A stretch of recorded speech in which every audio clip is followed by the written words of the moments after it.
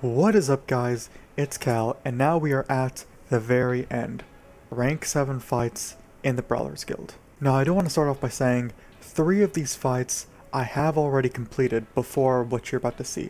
The final fight I haven't, so you'll see that when it comes. So the first 3 fights, when I first completed them, I had an 884 item level, I believe.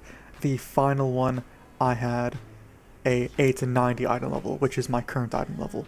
And all of them I had to use, well, I didn't have to, I don't think, but I did anyway use the Brawler's potions that are at the vendor.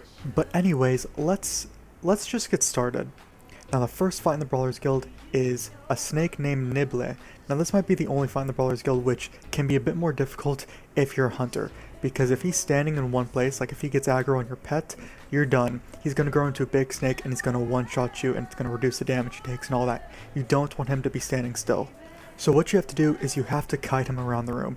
If you're a hunter, you want to have your pet on passive for the first 5 to 10 seconds, and then you can send your pet on him. Make sure your pet doesn't growl, or any other class who might have a pet that taunts, I don't know. You want to watch out for that. You want him to keep moving at all times. If you're melee, keep backing up, all that sort of thing, and just make him go around the room, which throughout the fight, it is going to limit your space. He's also going to be shooting out these green patches around the room. You don't want him to go over those patches. He'll get the same buff, same damage reduction buff, all that sort of thing. So you want him to stay on the move and just kite him around in a square around the field. The second fight is Serpent of Old. Now this one's a really interesting one. There's going to be 4 totems around the room. There's going to be a red one which increases his damage. If he's standing near it, that's a stacking buff. There's going to be a green one which heals him, that also stacks. There will be a purple one that increases his haste and movement speed if he's standing near it, also stacks.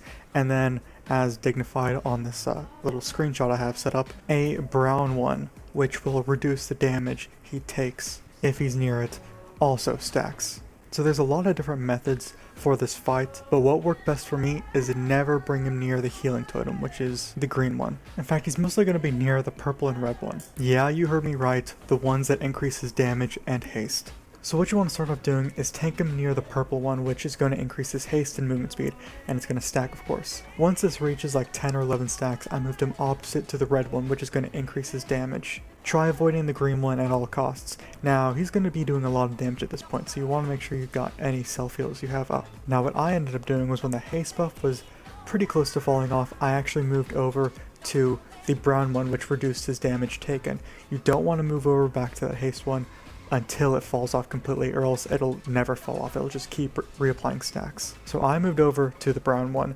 If you want to, if you're at the red one and you have a lot of self-heals, like you can deal with the damage, wait for the haste one to fall completely off, and then just move back over to that haste totem. But if you do move over to the damage reduction totem like I did, you don't want him to be there for long because he's taking less damage. So as soon as the haste buff falls off of him, move back to that purple totem, and then the haste buff will be reapplied to him and it'll start stacking up. That's where my fight ended. Also, make sure he's not in the middle of 2 totems because he can be buffed by 2 totems at the same time, and you do not want that. And on top of all of that, there's going to be green patches on the ground which you need to move out as soon as possible because they will deal a lot of damage to you if you stand in them for too long. They'll explode. 2 of them kills me. So 2 of them might kill you. If you're a plate wearer with a lot of invulnerabilities, 3 of them, I don't know, but just don't stand in the green ones at all. And he died. Okay, now the third fight is Epicus Maximus, which has a high DPS threshold with 55.2 million health. And what doesn't help at all is that there's a little bit of RP at the beginning, so it uses up the first 20 seconds of your berserk. So you really have 1 minute and 40 seconds to kill him. It's a Forsaken using the Arcanite Reaper on top of a T-Rex, on top of a shark that has a turret on its back. So yeah, that's what you're fighting. There's not a whole lot of things mechanic-wise to go on. They're just these boom things that happen around the room, which you can see now. Obviously don't get hit by those, and then he will do an ability called Blue Crush. You want to interrupt that. As a hunter with a 24-second cooldown interrupt, I wasn't able to get every single one as soon as they came up, but you want to try to get every single one if you can, because that will do a lot of damage to you. He also does this thing called Destructo Laser, which shoots a laser on the ground and then it kind of fixates around. Don't let this hit you because it will be a one-hit KO, and that's really the whole fight. Also, something to note, because I used Heroism on that guy, there's a way to instantly clear your Heroism debuff, is to go to your class trainer in Stormwind or Orgrimmar, wherever you are, and sign up for the class trial thing, and then enter the class trial, start up the fight, and then just leave the instance. Or teleport out. Don't unqueue yourself. And as you see, my heroism debuff is gone, and you can still see the eye like I'm queued up for the class trial. If I do need to reset heroism again, I can just click on that, click enter instance, and then redo, start the class trial thing up again, and then just leave to reset heroism debuff. And now, this is it. The final battle. What you're about to see is my first successful attempt on it. Every other fight before this, I've already completed once. This is the first time killing this boss. I tried so many times on the PTR, never successful. Now we're on live, different story, 890 item level with my 2-piece, whereas on the PTR, I had 884 with my 4-piece. My entire Brawlers Guild career has led up to this moment. Let's get started. The boss you're facing is named Ray D. Tier, or in other words, Raid Tier. He is a ghost that will morph into almost all of the bosses in Hellfire Citadel in chronological order. Now the first boss that the ghost morphs into is Siege Master Martak, which is going to use a frontal AoE cone that's going to shoot spikes in the air. It's called Shockwave. As soon as she's casting it, move out from in front of her or else you'll die. Then the ghost is going to morph into Cormrock, which is going to spawn a grasping hand that's going to come up and grab you. It has like 5 million health, DPS it down, and then attack the ghost. The ghost is then going to morph into Gurtog from the Hellfire Council, which is then going to apply an acidic wound debuff to you. It's just a dot, nothing special there. And then the ghost is going to morph into Kilrog, which is going to use death throws. There will be green swirls all over the ground. Don't stand in any of them. It's almost guaranteed a death if you do. Then Gorefiend is next. Gorefiend is going to use Crushing Darkness, which is going to put purple swirls around the room in a circle. Don't stand in these. Fellord Zakuun is next. He's going to use Fell Crystal on you. It's going to be a crystal that's going to shoot up from the ground, and it's going to damage you. Now the biggest thing to watch out for on this crystal is throughout the entire fight, persisting throughout the entire fight, there will be purple waves that come out of this crystal.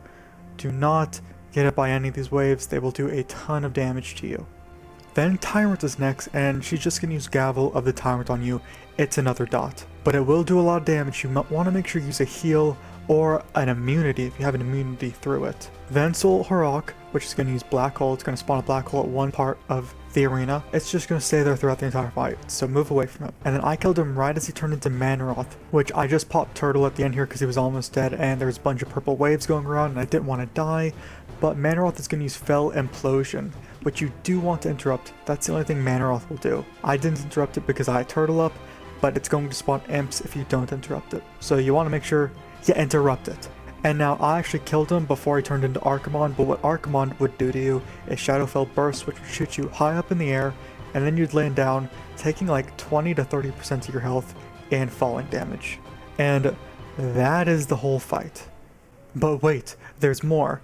That's right, we're actually not done yet. That fight right there that you just saw will get you to rank 8. But once you complete that, there's one more fight that unlocks for you. If you go to the card vendor, a new card unlocks that's called Strange Thing. Now this fight. Now, I mentioned in like one of my early Brawlers Guild videos that I was going to post a PTR vid of the first look at the Brawlers Guild. And I never did that because I never got to this fight, and I really wanted to show this fight off in a video. Because this fight, it's something else. I mean, whoever designed this fight had to have been on shrooms, because you literally have to take shrooms before you fight him. So when you spawn in the arena, there will be a mushroom in the center of the room. You're going to click on it, and you're going to be tripping out a bit. There's going to be a shadowy figure that pops up named Strange Thing, and there will be a bunch of stranger humanoid mobs around the room. You're going to have a circle around you. It's like a ring. If you have 3 of those mobs in that ring, you will be feared for 1.6 seconds, and those 3 mobs will become hostile and attack you. They don't have a lot of health, so you can just pretty much instantly kill them, AoE them down, cleave them down, and then throughout the fight you'll have a time dilation debuff, which will increase your haste and attack speed by 30%, or it will decrease your haste and attack speed by 30% or 40%, or something like that, I don't know, but that switches off like every 3 to 4 seconds. So on top of that, your screen is going to flash different colors throughout the fight, because you're tripping balls. Strange Thing will cast something called Strange Horse, which can be interrupted every chance you can get, but if you're not able to, then a Strange Horse will spawn, and it can charge you and stun you for 1 second. So if strange horses spawn, cleave them down with Strange Thing. Now, Strange Thing will also spawn multiple strange behemoths throughout the fight. I think by the end I had maybe 3 or 4, I don't know. They move very slow.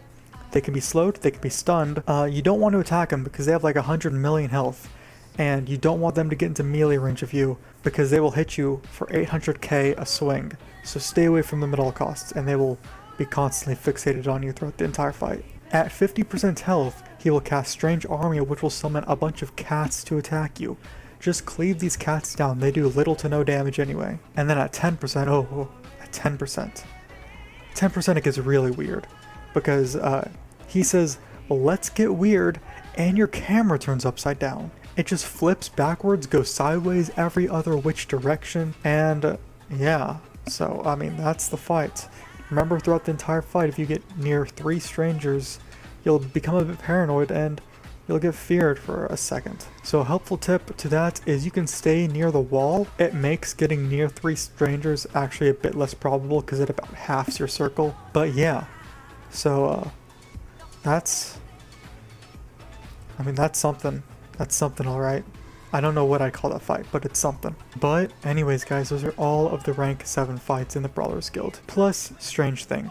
So there was a bit of surprise at the end. But anyways, you can click to the left of the screen now to watch the rank 6 bosses. You can click to the right of the screen to watch something. I don't know what I'm going to put there. But thank you for following me on this journey through the Brawlers Guild. I appreciate it. You can leave a like on this video. If it was helpful at all to you, you can sub to the channel. And I'll see you guys in the next video.